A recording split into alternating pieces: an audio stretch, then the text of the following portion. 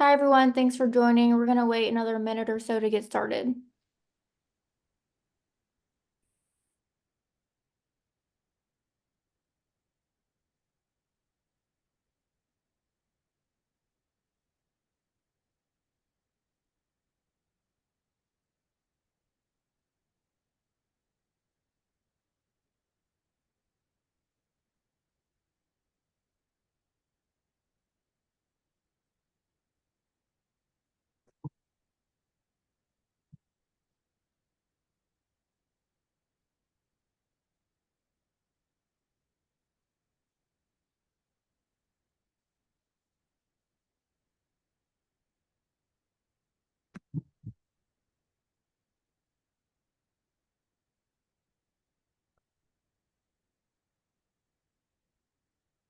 All right, I think we can go ahead and get started. Thank you, everyone, for joining us for our How a PEO Benefits Nonprofits webinar with ADP.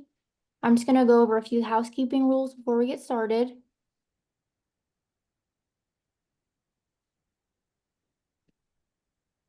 Aaron, you aren't sharing the slides anymore. One moment.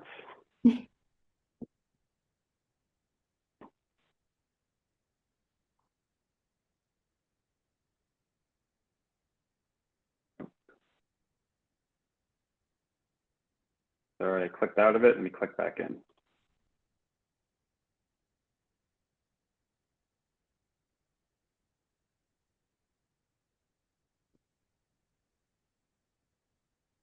Are we back? Yep. Okay. If you go to the next slide, that'd be great. All right, a few housekeeping rules. If you have any questions, please put them in the bottom of your Zoom. We'll get to all the questions at the end of the webinar, and I will be sending the recording and slides to everyone following the webinar. Next slide. So this is a CPE accredited webinar, and if you want, you can earn 1 CPE credit. And in order to earn that CPE credit, you need to do 3 things. Respond to 3 out of the 4 polling questions, complete the survey that will pop up at the end of the webinar, and stay on for the duration of the webinar. And if you have any issues, please put them in the chat, or you can email me. My email's right there on the slide. And that's everything for me. I'll turn it over to you guys to get started. Yeah, I'll go first. I'll introduce myself. I'm Dr. Stephanie Rose Belcher, and I'm the Chief Operating Officer at JMT Consulting. And I'm excited to talk to everyone today about our experiences related to thinking about health benefit offerings for our team members differently than traditional models. Aaron? Great. Yes, and hello, everybody. Pleasure to be here. My name is Aaron Solomon. I am a human capital management consultant with ADP. I've been here in this role for over 10 years now, and my focus has been supporting clients through evaluations and consultation around our PEO for that entire time. So I've worked with many nonprofit organizations throughout the states, as well as for-profit organizations and all different types of business operations and the various complexities. So excited to share some of that experience and talk through how this model may benefit nonprofits. So thank you for having me. Thanks, Aaron. Yeah, so as Aaron mentioned, I am also from ADP. So I do support our New York City area. I've been with ADP for just over 10 years. I help support some of the groups that Aaron brings on board just through the service model. So happy to be joining you today just to talk about just some of our experiences that we've had with some of the nonprofit groups, some things that the nonprofit space really enjoys about partnering with a PEO, and just to be a resource for all of you. So happy to join today.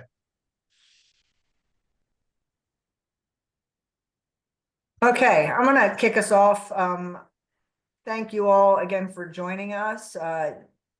Again, Stephanie Rose Belcher here with JMT Consulting. For those that are unfamiliar with JMT, we've been around for a while. We were founded in 1991, and we work exclusively with nonprofits to help achieve on that specific nonprofit's mission. And we are currently servicing over 2,000 nonprofits across the country. The little heat map here just gives you a sense of where our clients live. And really what we're doing is supporting that nonprofit's back office, financial and accounting systems, working on with them in support of that software, as well as providing services. We help install the cloud-based ERP solutions such as Sage Intacct and MIP. We implement and support budget and financial planning solutions. We provide outsourced accounting services. We'll do operational assessment of the finance team, assist with system migrations, work with you on grant management software as well. And we partner with many groups to make sure that we're bringing the best solutions to our nonprofit customers. Next page. A quick, as you can see from my background, excuse me, we do have our annual customer conference coming up May 5th through 7th. And, I would encourage you to take a look at our website and you'll see a full page of details surrounding this conference. It's a really jam-packed session where we provide technical information on ERP systems. We're providing leadership conversations. We've got a lot of programming this year around current issues that all nonprofits are facing regarding funding and contingency planning. We're pretty excited about it. We have a really good time when we do these conferences. It's quite a intimate and collegial conference. Everybody gets a chance to talk to peers, learn from each other, meet our team, meet our sponsors, and we also have a pretty good time taking the group out. In this case, we'll be headed to, for those that know anything about Nashville, we'll be in downtown, right on Broadway at one of the fun honky tonks. Go ahead, let's get started here. What are we doing today? I'm going to provide a brief overview about some employee costs within the nonprofit sector. And then we're going to talk about what a PEO is. And, I guess a pre-polling question that you could just throw a chat response in. Does anybody even know what PEO stands for? I'm going to save that for Aaron. How a PEO minimizes costs. We're going to talk about some of the common misconceptions, how you could evaluate if a PEO is right for your nonprofit, and then how to even evaluate which PEO is for you if you choose to go down that route. And we're actually going to wrap up with some case studies that Pat's going to share.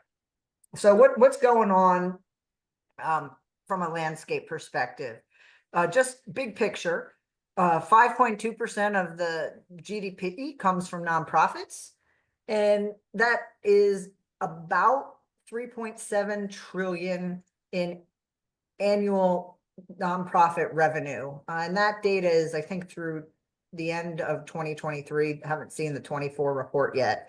10.2% of companies in the US are nonprofit, which is just a staggering statistic. And 10% of the US workforce is employed by nonprofits. That is about 13 million individuals. Interestingly enough, that number is down from a couple of years ago. It was higher, closer to 16 million. Most workers at international nonprofits, so again, maybe that's the larger ones that are servicing more than just the US, are paid, while the rest, the smaller percentage, are volunteers.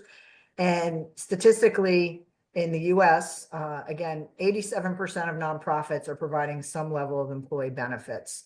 And that's important because that's what we're here to talk about, the cost of benefits.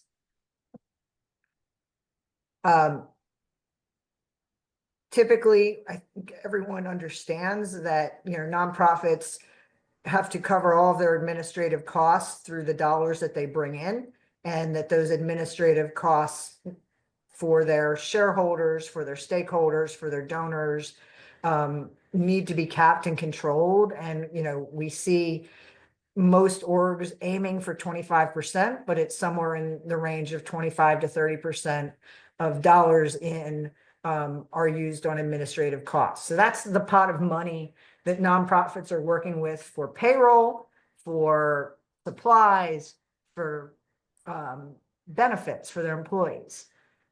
We know that nonprofits aren't really differing too much from the for-profit world in terms of offering some level of benefits. There's typically health insurance, paid time off, maybe not so much on the bonus and incentive sides, although there is that in some instances, and everyone has some level of appreciation, recognition, and retirement. What's important here is how much money are we talking about that the nonprofits are actually spending in terms of wages and benefits. And what we're seeing trend-wise, the average worker, of course, that's a continuum, 47.20 an hour in wages, and another 31% is going towards benefits. So you think about that mix. We've got almost 70% towards wage and another 31% towards benefits. Most nonprofits are contributing about 84% on the health plan.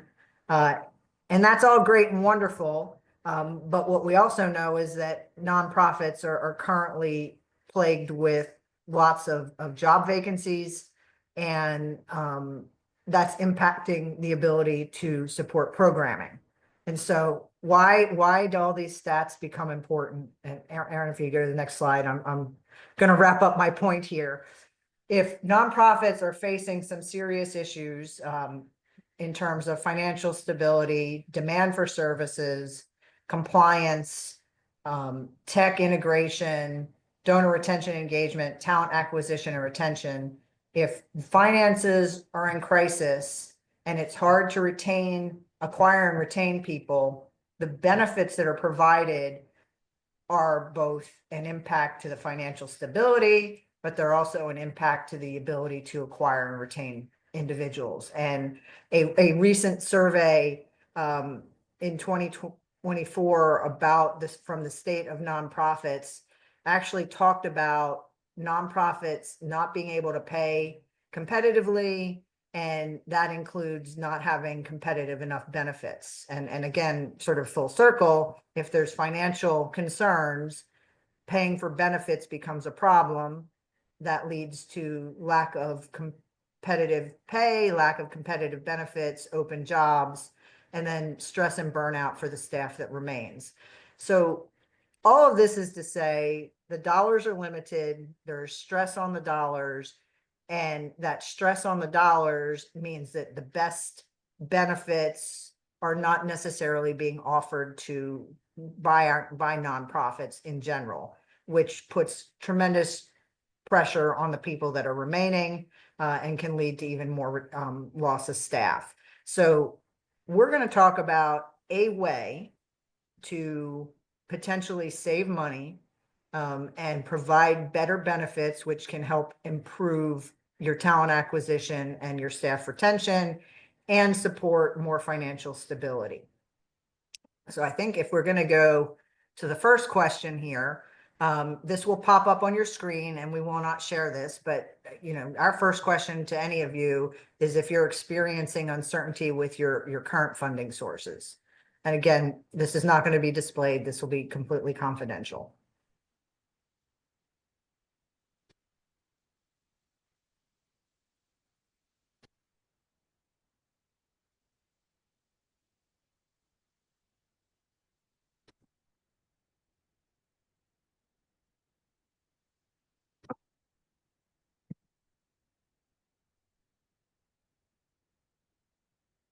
Stephanie, did my screen advance?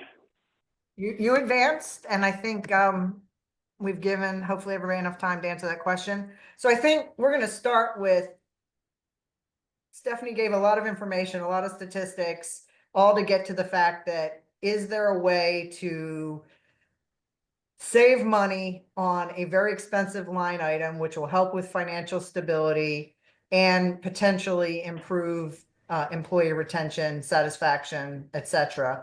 And so we start with, what the heck is a PEO, Aaron?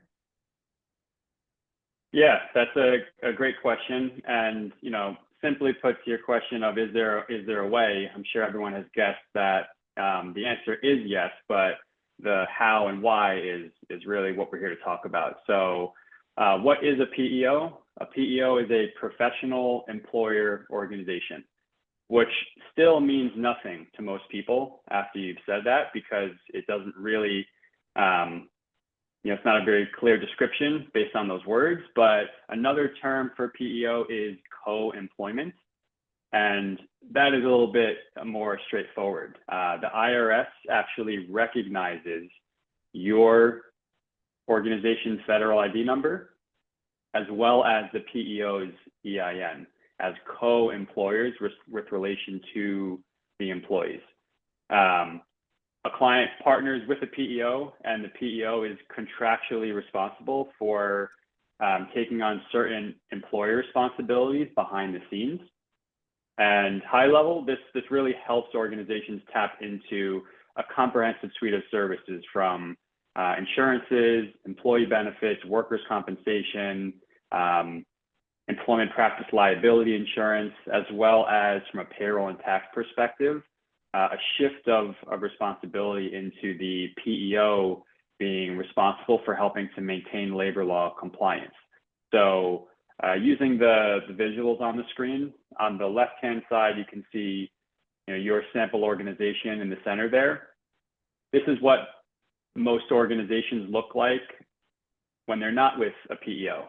You have multiple responsibilities and likely multiple vendors and many sub-responsibilities and ancillary vendors beyond that. So payroll, taxes, HR, benefits, not just the administration, but also the insurance policies themselves, as well as all the reporting and compliance that come along with all these pieces, are all things that you set up and manage today, oftentimes not fully integrated. And at the end of the day, there's many pieces that kind of build off of those, and they're all the responsibility of your organization to manage, and your liability if something goes wrong.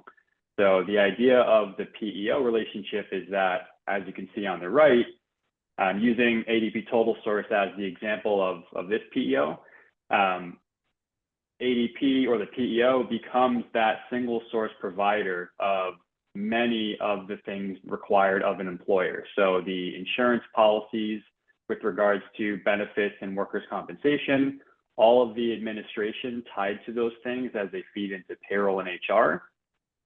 And from a tax and labor law compliance perspective, everything is housed under one umbrella, sharing under our Fed ID to allow us to leverage economies of scale and buying power, but also to shift liability of the administration and their responsibility to remain compliant, which for many organizations, especially nonprofits that typically have lean administrative teams, this frees up a lot of time for your folks to focus on the mission and the people and what's most important, and not worry about what could come back to bite you. So that's a high level of what the model is, and we'll obviously get to talking about it in a bit more detail. So I'll take the second polling question for the group. Now that we've given sort of a little context on what PEO is, do you have experience working with the PEO, either currently or in previous roles, previous organizations?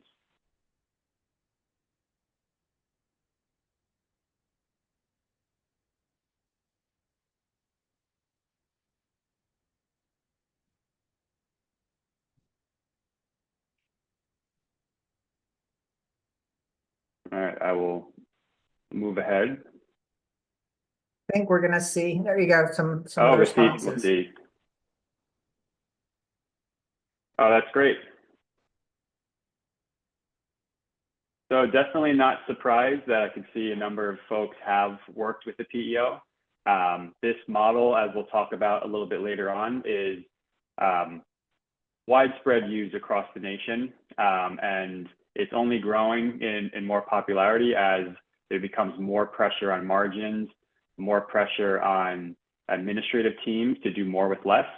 So we'll get to talking about this more, but really this relationship is nothing new, but it is growing leaps and bounds in the last 10 years especially. So I'm happy to see that some folks have had some experience, and for those that haven't, hopefully this is a great educational session.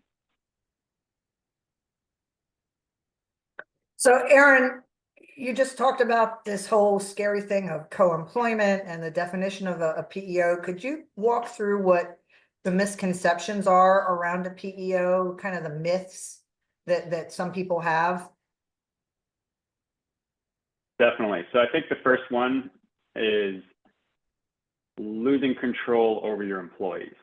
A misconception is that co-employment is the same thing as employee leasing, which technically would be a relationship where your organization would fire your staff on paper, the leasing company would hire those employees, and they would be the employees of that other company, and then lease them back to your organization. So you just pay a fee, did not have any responsibility behind the scenes, but really they're not your employees on paper anymore. So technically that other company can do whatever they want with those employees.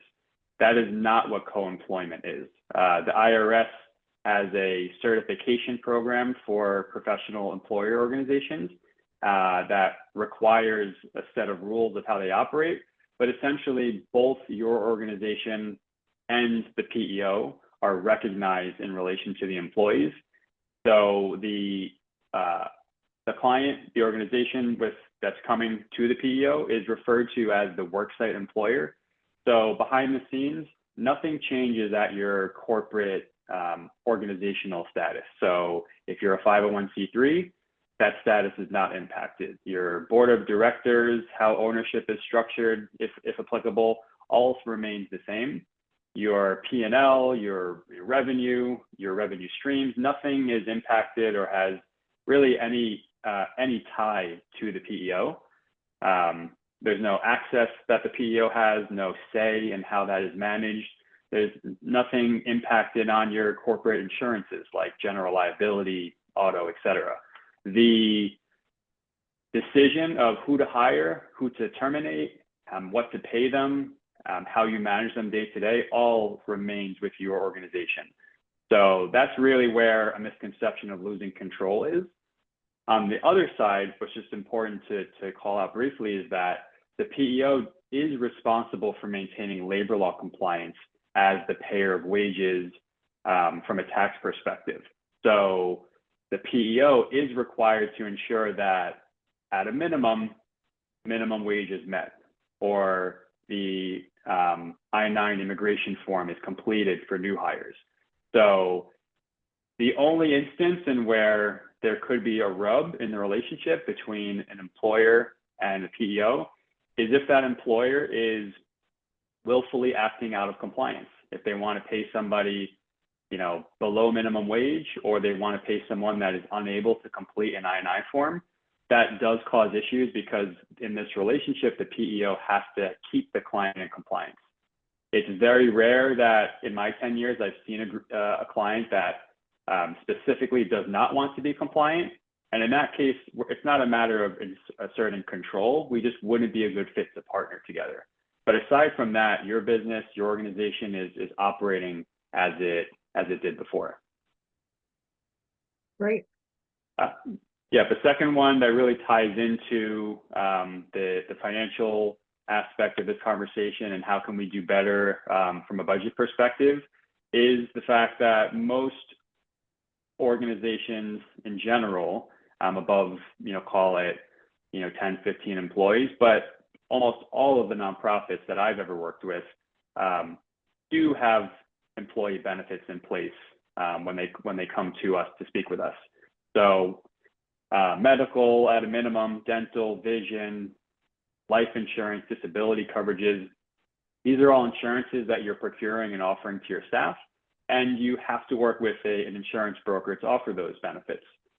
Workers' compensation is also a requirement in almost, all states. So having a broker, a traditional broker that's going to procure benefits and try to negotiate rates on your behalf with the insurance carriers is doing so with the limited scope and size of your organization, your headcount, your experience. If your experience and claims tie into those conversations, and you're really limited by size. So a broker hopefully is doing a great job to do the best they can for you, but they really have limitations compared to what a PEO can do, given that a PEO has tens to hundreds of thousands of employees collectively under their master policies from an insurance perspective. So you're going to bat with a much bigger population that in turn can lead to lower premiums and a more stable long-term budget process to have increases that have risk spread across many organizations and companies. So it's just not apples to apples when you're looking at the size and scope.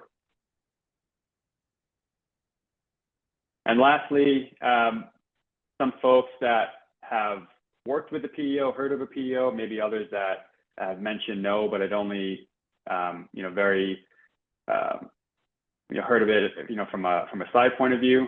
PEOs can help startups get off the ground from day one. They can put in place insurance policies when nothing was there. They can provide the infrastructure from an administrative perspective and a labor law compliance perspective when there's no one in-house to provide that support. But really, that is one use case for the PEO to help get an organization off the ground. But where I have spent the last 8 of my 10 years with ADP is focusing on organizations that typically have at least 150 employees. So the model of PEO works from 2 employees upwards, but the needs of an organization that gets larger and larger, 50, 100, and going up from there, get more complex. And the people that you have in-house working on benefits, HR, payroll, compliance, they have many moving parts, especially as your organization grows.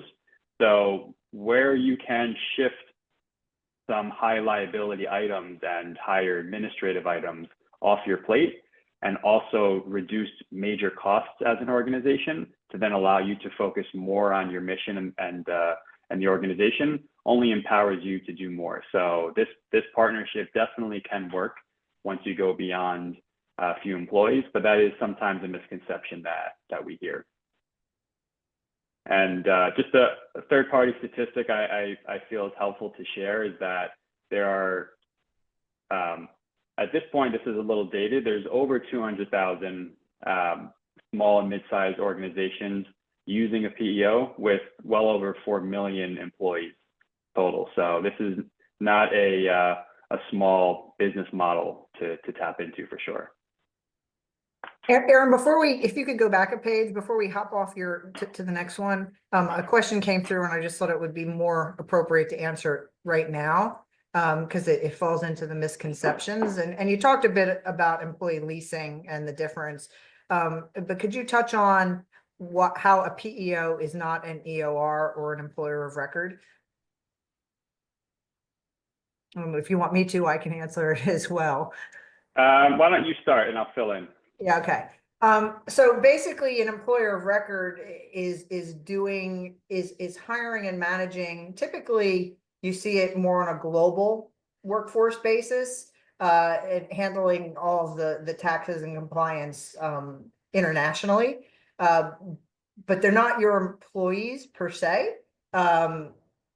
They are their own legal entity, and the employer of record is where your person that you are looking to hire actually sits from a pay perspective and a tax perspective. So they don't technically work for you. It's a little bit different than employee leasing. Employee leasing, is a contractual arrangement where they're doing the hiring, firing, and covering the benefits, and you pay the fee and you lease specific people back. The employer of record is really the entity you would use to completely remove yourself from any of the processes of paying people, managing their taxes, or anything else. So the PEO doesn't change the fact that you still have to pay people and that they work Yeah, I for would say you. there are a lot of acronyms in the HR employer services world. To make it a little more confusing, when you talk about EOR solutions, employer of record, oftentimes, like you said, Stephanie, these are models that are used like in other countries, and they can be referred to as global PEOs. So a global PEO is really more of a employer of record solution outside of the US. So in the United States, PEO is that co-employment relationship. But when you talk about needing to staff up in another country for the first time and you don't have an entity registered in that country, you'll generally work with something called a global PEO, which is an EOR solution. They have an entity established in Canada, and you can hire folks through that company's registered entity and manage it that way until you create your own, or just manage it that way because it's less work and headache to do it on your own. So global PEO is an EOR, but in the US, co-employment is the model we're referring to. Which again is very different from employee leasing. Yes. Yeah. So I just thought let's throw all the acronyms into the conversation. Yeah, exactly. But that is a good question because it does get a little confusing when you do some Googling. All right. So how do you know if a PEO is right for you? Yes. So I'll share some macro trends to consider, and they really do kind of go hand in hand with the nonprofit challenges that you referred to earlier, Stephanie. So ADP, as most folks know, is a massive payroll company. We pay 1 in 6 US workers. We provide the jobs reports to the Department of Labor. We harness that information to run studies. We do a lot of market research on the client data, as well as reaching out to the client base to figure out what is the pulse. So we do have a quarterly pulse study, market employer pulse study that we do. And towards the end of last year, things to consider of leading into whether a PEO can help your organization. The top concerns at an organizational level we were seeing were economic uncertainty, finding qualified employees, and wage inflation. These all still hold true now. Putting any political views aside, the new administration is certainly causing a lot of uncertainty from a funding perspective for certain nonprofits. So that doesn't necessarily impact all nonprofits, but for some, it's taking this top concern and multiplying it. From a priority perspective, going along with the concerns, adjusting prices and services, investing in technology that can help streamline operations and reduce operating expenses, and expanding the offerings that you do have within budget to, again, find qualified people and retain them. And lastly, just from a priority perspective on the workforce, there's been a major push for skills-based hiring and finding ways to achieve or determine strong work ethic, investing in skill development and retention. So just from a macro trends perspective, these really do go hand in hand with the concerns specific to nonprofits that you mentioned earlier, Stephanie. So a couple of questions to keep in mind that really lead to whether it makes sense for you to evaluate a PEO would be, are you doing more with less? Are you finding there's more, was it too much work already, or are you finding more work with time-consuming HR administration? As an example, a number of the organizations I've worked with recently, and two nonprofits specifically, have expanded their hiring scope to allow for remote workers more so than they've done before, because they've been challenged with finding and retaining top talent. And having employees working in more states means a lot more administration from a labor law compliance. So that's one example we've seen a lot of challenge around for mid-sized companies. Do you wish you had more HR expertise? That definitely ties into the comment I just made, but also with changing labor laws and changes to what is best practice from a flexible remote work, back to office perspective, just flexible culture. How do we align with different demographics in your organization, and how to achieve one cohesive program that supports everybody? How can you lean on somebody to help you with that if you don't have a clear path forward? And obviously benefits, as a nonprofit, as Stephanie mentioned, it's difficult sometimes to compete when wage and total comp may have limits on what you can roll out. So benefits are a huge attractor, especially for nonprofits, but doing so and being budget conscious, or really having strains on the budget to do so, is the extended version of that open question. So if that, along with just exposure tied to all of these pieces. So if these are any of these are questions that are, setting off a flag for you, those would be good reasons to consider evaluating a PEO. And going back to the amount of folks that use this model, a number of third-party organizations look at statistics of growth for organizations that use PEOs, and consistently there's faster growth, lower turnover, and less likelihood of going out of business altogether when working with the PEO. So just some things to consider at a high level. So I get to take the floor of questioning now. I know that JMT themselves did go through an evaluation of considering to join a PEO and decided to do so. So would love to hear from you, Stephanie, on what that process looked like, and what were the variables that helped you consider when you did evaluate. Sure. Maybe I'll just start with a little context. 2 years ago, we got socked with we were a traditional broker company. We worked with a broker for years for all of the insurance components, health, life. We had 401k, all the things, dental, vision, and disability, and workers' comp, and all that good stuff. And, you plan for and expect rate increases, and we got socked with what we thought were normal rate increases, but our health one went up by over 25%, which was just a massive jump. And in my role as the CEO and responsible for how we spend our money, we sat there and said, wow, we can't afford this as an organization to take that level of a hit. And as leaders, we also didn't want to just shift the cost to our employees. We didn't want to, or reduce their benefits. So, I went to our CEO, and for those of you that know JMT well and have talked to our CEO, Jackie Tiso, she's like, well, you got to find a way to keep benefits as high as possible, not mess up our costs, but I don't trust a PEO. So those were my marching orders.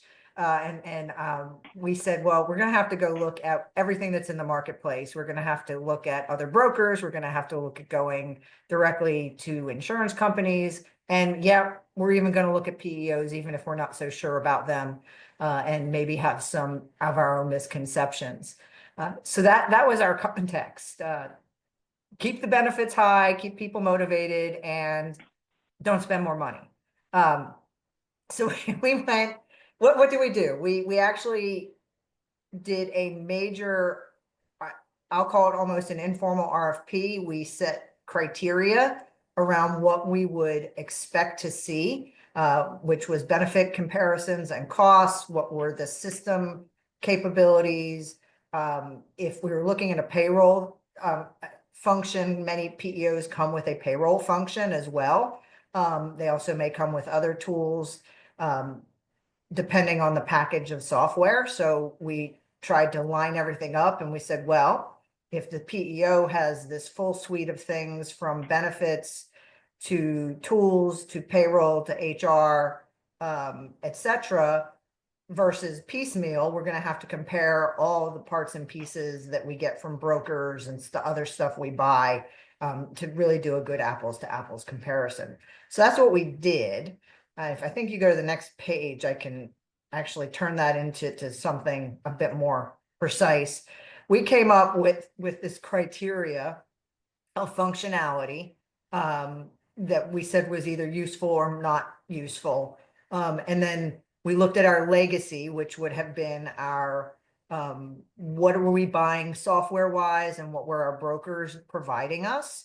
And then we compared that, our existing landscape, against a whole bunch of competitors, some brokers, as I said, different brokers. We gave our broker a chance to do something better. And then we looked at several PEOs. And so we created this scorecard.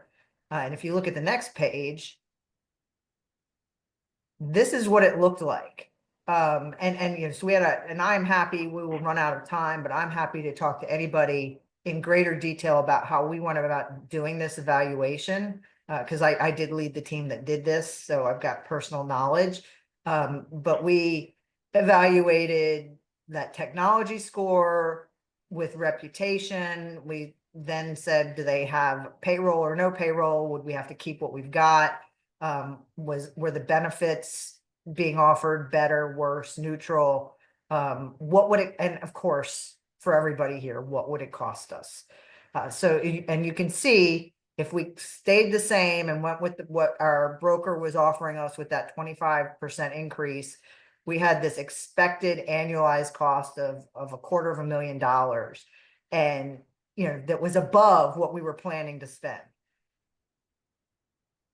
The competitors, you can see we've got the cost lined out. Some had an implementation cost, some did not. So if we stayed the same and just ate the rate increase, you know, no implementation fees, but a $250,000 hit to our expense line, versus you can see some were positive and some were, you know, not so positive. And when we netted it all out, and you know, the one we picked, which had good reputation, had the highest technology score of things that we would get access to, had good benefits, actually better than what we were even offering our team at the time of our legacy side. We netted out a savings of $95,000, which we've actually continued to maintain because we've had much more controlled health benefit increases. So that was a lot fast. I think I have one more picture or slide to hit here. Oh, go ahead. Yeah, I mean, just kind of leading into, I guess, sharing that you did move to ADP as your PEO. You know, just if you could speak to, just from a PEO ADP perspective, like what benefits have you seen from the relationship? Yeah. Definitely love to hear that. So the first was we actually were able to offer better benefits and in most cases reduce the out-of-pocket costs for our employees plus our own. So we actually had a net improvement on health benefit costs. We went with ADP payroll and it made our lives easier. And our finance director, who happened to have the fun task of running payroll, saved on average 10 hours a month in time in running payroll. The benefit setup was super easy. The ADP provided employee benefit meetings, and we had, you know, some of the hidden really cool things that we just got expert guidance on people related issues and making sure that we were effectively managing personnel issues.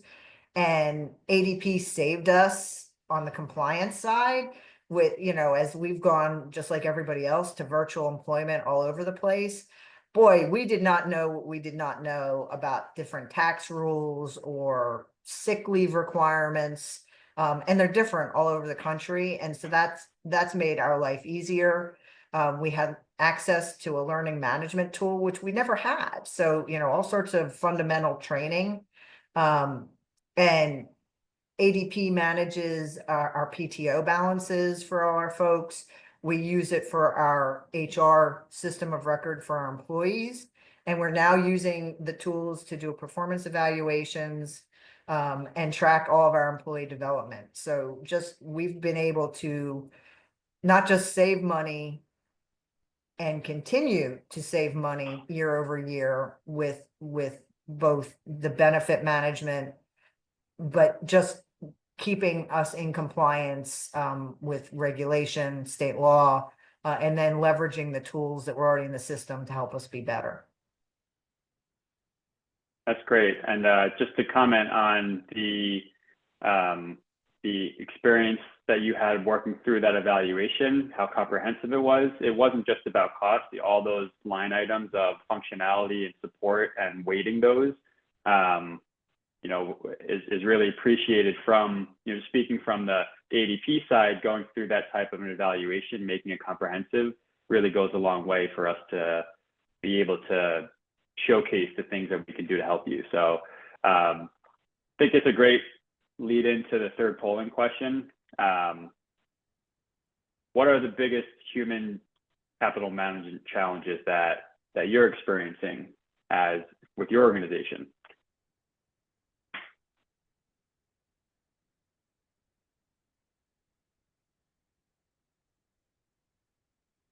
We'll get to see how the audience answers this one as well. Mm-hmm.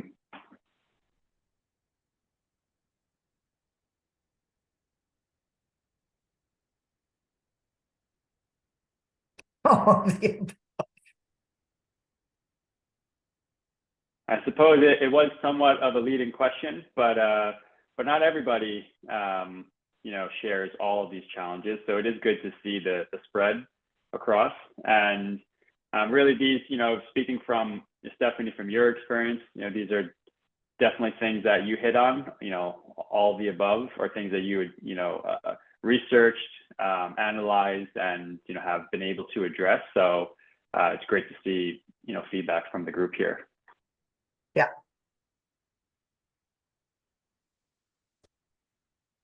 So I think this is a question for me, right, Stephanie? Yeah. Which PEO is right for you? And we've got a bunch of questions stacking up, so I want to make sure we get enough time to address these questions.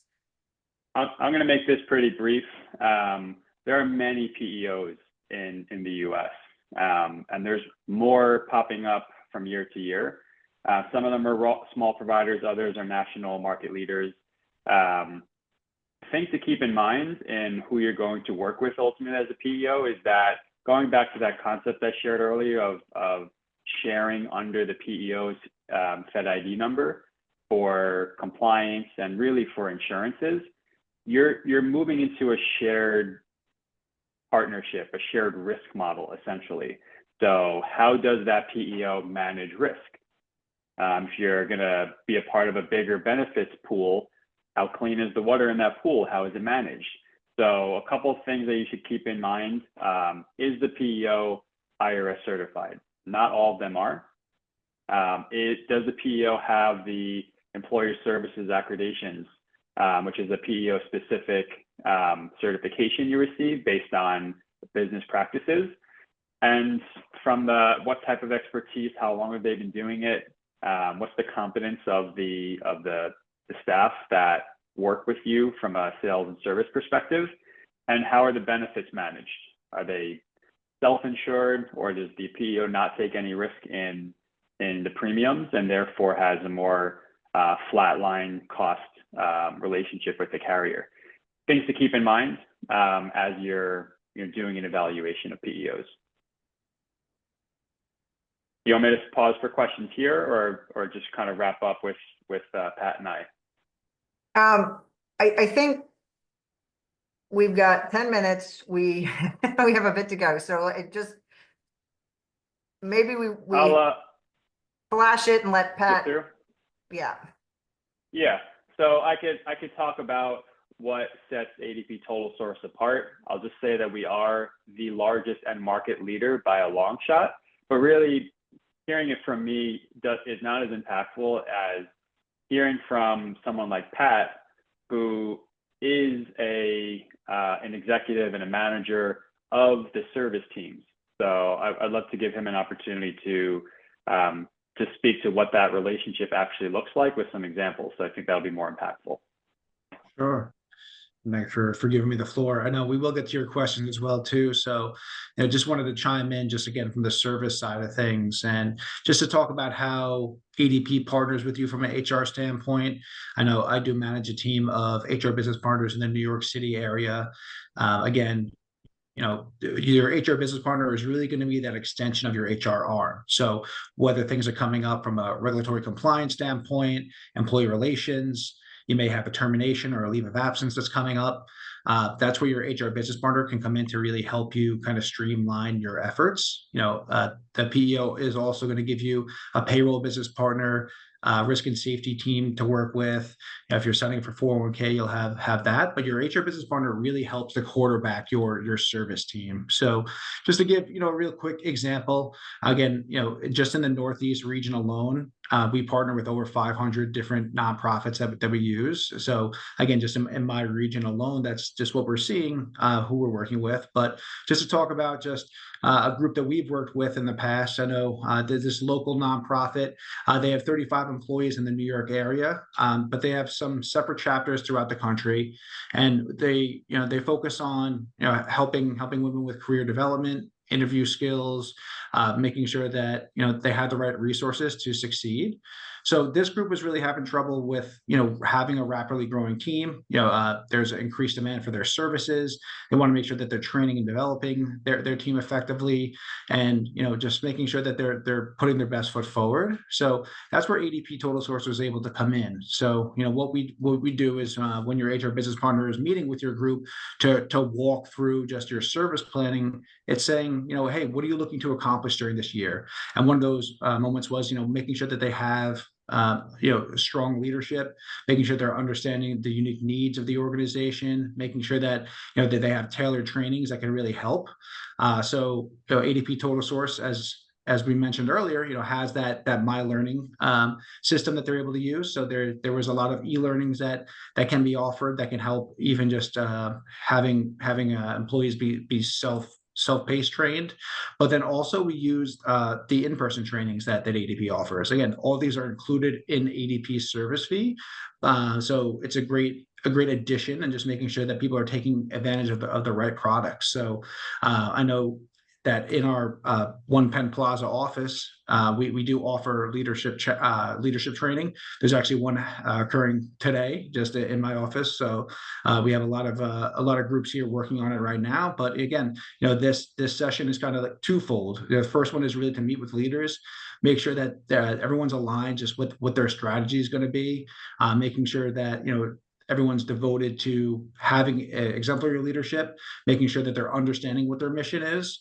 And then the next day, it's having those managers come in and plug right into those sessions. So making sure that they're taking those teachings that are happening here and really implementing them. So we had the My Learning that was being done. We had the leadership trainings that were happening in our office, and then we also were meeting with their managers on their own turf too, just to make sure that they're feeling the support. So just making sure that we're providing progressive discipline trainings, making sure that they're understanding the best way to partner with their teams. And the impact that we saw was really right away. The transformation was noticeable.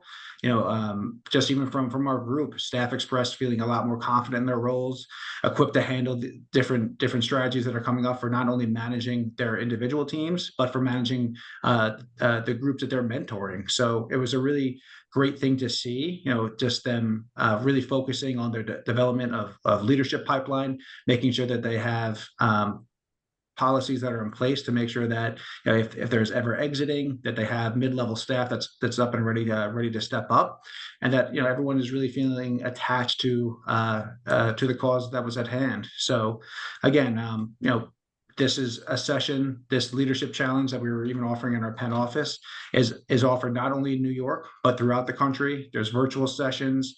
There's additional trainings that ADP's HR team can also do. So that was just one quick example of just how ADP stepped in. They saw a need for this nonprofit group, and how they were able to make a change, and really our group did feel that change that came on.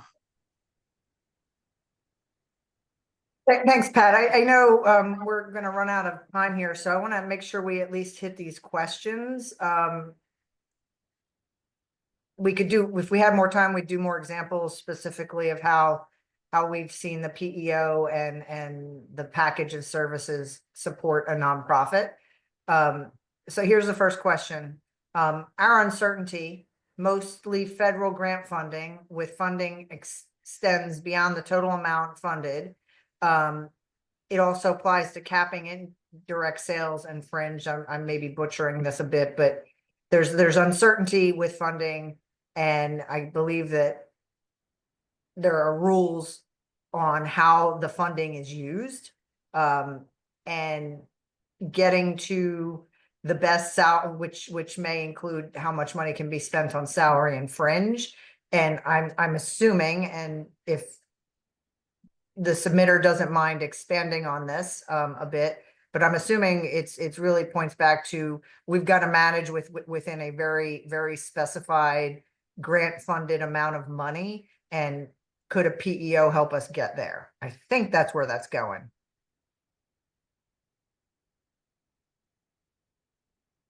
Yeah, well, I you know, with restricted funding, if that's, you know, essentially what you're referring to, and how do we do better in that sense? You know, simply put, if all works out as we like it to, the PEO should be reducing costs for benefits. So for comparable coverage, if you're approved, you should be seeing a reduction in benefit costs. And that's not any sort of soft dollar savings. That would be hard dollar savings. Not every organization is approved. There is an underwriting process where we have to collect some information and ensure that the risk profile is acceptable. So assuming you are approved, typically there would be a hard dollar savings that, you know, would take pressure off that budget, and especially if it's, you know, funding is restricted. Right. So I'm just, to make, before we run out of time, I'm actually typing responses in the chat to the questions. I think the biggie that could use some real guidance, Aaron, is, are there PEOs that are appropriate for smaller nonprofits, maybe that don't even have benefits for under 5 employees? You know, where do they go looking? How do they start that search? Yeah, so a PEO is basically a full service PEO should be a scalable infrastructure, meaning that all the systems that you need to support HR payroll benefits works from small up to very large employers. The framework is built and it's good. So with that in mind, a full service PEO, one that has expertise, that is large and has service teams backing it to provide support, you know, regardless of size, just, you know, varying complexity really, will work from a small company, small organization up to a larger. So regardless of whether you have benefits or don't have benefits today, or if you have 5 or 150 employees, speaking from ADP's perspective now, ADP Total Source can absolutely handle any size and variation and complexity, and do so with the same level of you know, expert support that a larger company would get, even for a smaller. So if you don't have benefits today, I've personally work with many organizations that don't and want to offer for the first time, is a slightly different process to get approved, of doing an insurance survey, asking a few questions of employees. But we do it all the time. It's something that any PEO really should be able to still go through an evaluation and quote your organization, including benefits for the first time. Thanks, Aaron. We've got to wrap so we get people out of here on time. I'm sure some are already starting to drop. We are happy to follow up with anyone that's interested. And I would say, you know, it is a real and positive way to impact your financial stability and the benefits that you offer to your team members. And my recommendation is to look at who the best ones are in your area and stack them against each other. While we chose ADP, ADP was certainly in competition with a bunch of others, and ADP was the choice for us. And we've been super happy, but we also think that there's, you know, the opportunity should be for you to be able to do that nice detailed comparison that I shared to get you the facts that you need to make a good decision. So we appreciate everyone. Thank you for doing the polling questions. I know that the CPE certifications will get sent out. And again, anyone that is interested in learning more, talking more, we're happy to do that, even if it's just to learn more about the topic. Thank you very much for having me. Yeah, thank you, everyone.